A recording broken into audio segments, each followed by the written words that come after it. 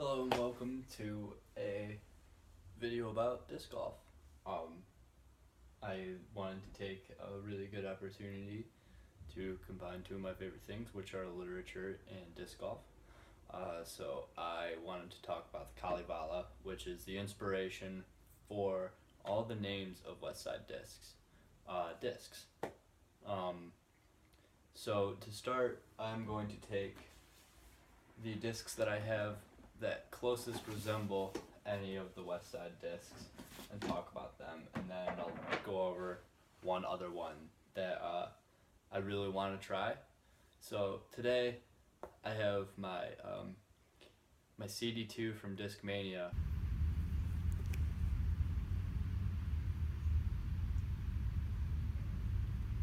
But for right now,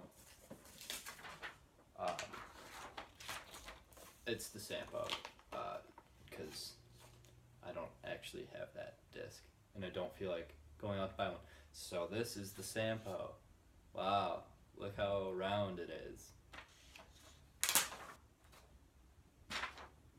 In the story, the Sampo was created by Ilmarinen to create good fortune for all of Northland, and I would think that the same is true to speak of this disc.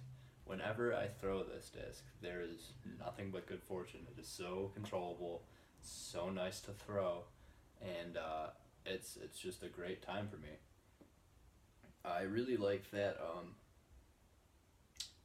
that something like so magical as the Sampo is a really magical disc for me, because like I think that it's kind of crazy that they would just name the disc something like, it's going to bring you good fortune, it's going to be like this ability to control things, and it's magic, and it's just like, yeah, this disc is magic for me. And then one other disc that I have is my AVR X3, which is most similar to the Westside harp. I don't have a harp. I almost bought one, but I was not going to spend money on it. So today this is the Westside harp.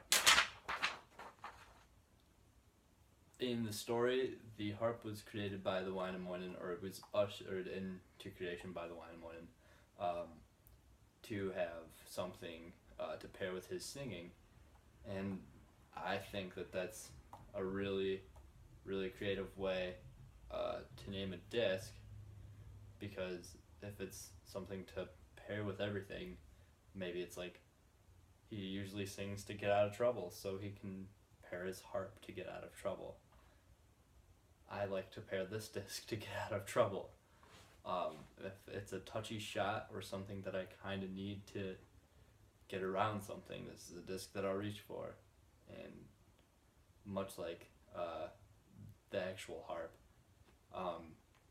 it's very, very left turning, and that makes sense, because it's like when you think of the shape of a harp, kind of dumps off.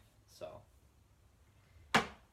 one more thing in relation to the CD2. In the actual Kalevala, it meets its fate by sinking to the bottom of the ocean. And I really hope the same fate isn't met with this disc, because I don't want to have to buy another one. So hopefully I won't find this in the bottom of the sea or pond or any water for that matter, unless I'm cleaning it. And the last disc that I want to talk about is the Westside World, which is a very fast and very overstable disc. The flight numbers are 14.515, which means that it is going to be really fast, but also really overstable and dump kind of hard. And it's kind of cool to think about, because it's like one of the farthest flying discs in their lineup. And it's also kind of akin to the first page of the Kalevala, in which the duck that is mentioned is flying around and trying to find a place to roost. So if you can imagine a disc flying akin to a duck, kind of very, very very true very far, you know. It just kind of always finds its way back home though. So you kind of always know where the West Side world is going to land because you can always tell where a duck is going to land.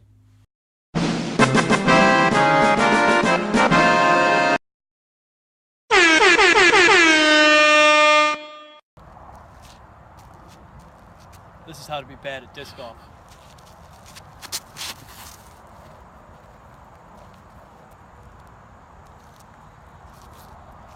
You were right.